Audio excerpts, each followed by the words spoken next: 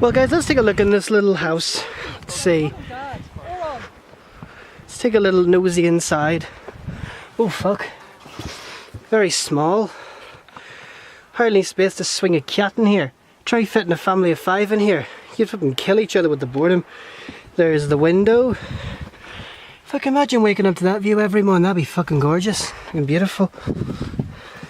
Oops.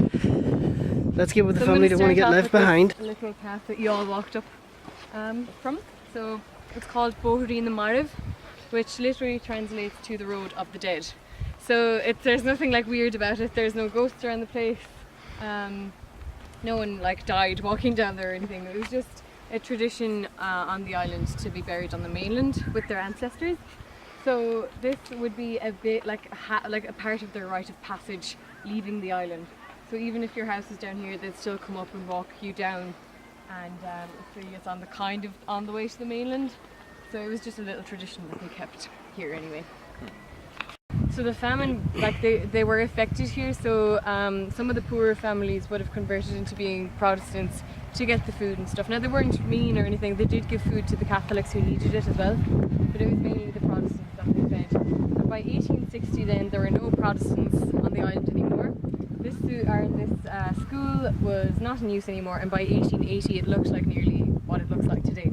10 kids on the island, 5 of which survived, and she lived in this little square here.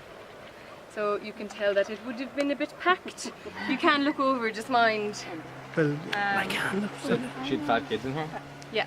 And her father-in-law and mother-in-law and brothers-in-law. Yeah, basically everyone in the family. So it was a bit of a squeeze. But in 1910 the 3 big white houses were built, and 5 of the poorest families were moved up there. Peg was considered to be in one of them. So she was moved up there, the first building but the second door.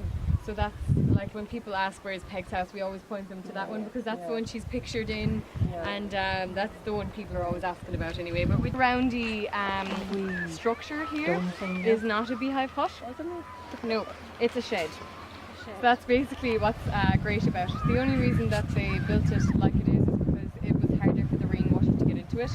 It used to kind of just flow off, I suppose, and that's one of the first bushes, if you want to know, on the island. There was never anything like that here.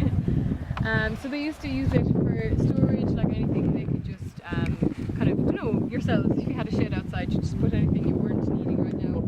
Yeah, basically, but they also used to maybe have to put some of the animals in there if the weather got bad enough, because it was just better to have an alive animal than an animal, you know, outside in the rain or whatever.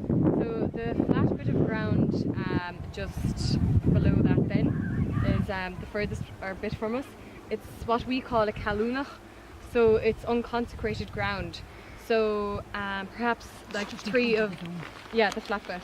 So perhaps 3 of Peg's babies were buried there because they hadn't been baptised. Sailormen or fishermen, they didn't know that came ashore, drowned, they would have been buried there as well because they wouldn't have known that they were Catholic or not. And then the very few suicides that were on the island, they were buried there as well because it was considered un-Catholic to commit suicide. So, I mean, we haven't gone excavating or anything, we don't know this because we've actually gone digging or anything. It's just been, this is the place that it's mentioned in all the books. Hey guys, so we've done the guided tour, which is very interesting. Don't know how people lived here back then, but it seems that there's no one living here anymore. So why would you want to live here? So you can see we're just doing a little mountain trail. We're not going to do the whole thing because the weather's getting a bit bad. So let's see if we look. Sorry, there's a better zoom. The trail goes all the way up to there, but we're not going to go there. There's a State Mountain.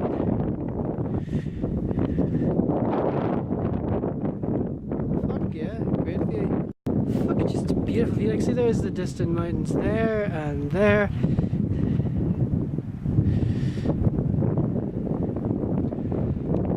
And there's the trail.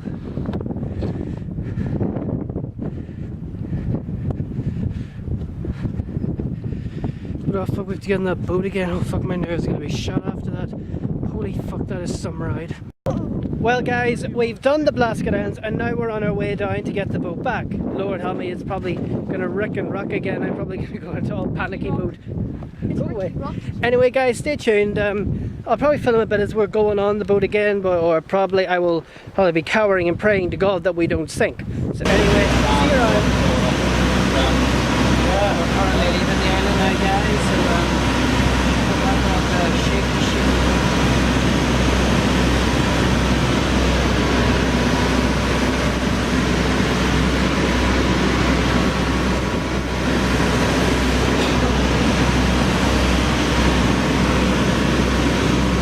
well guys, we're off the boat and we're away from there. Whew.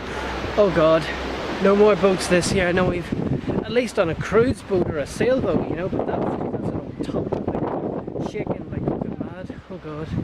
Anyway, hope you enjoyed the Blasket Islands segment, so stay tuned for where we go next. Bye! Bye!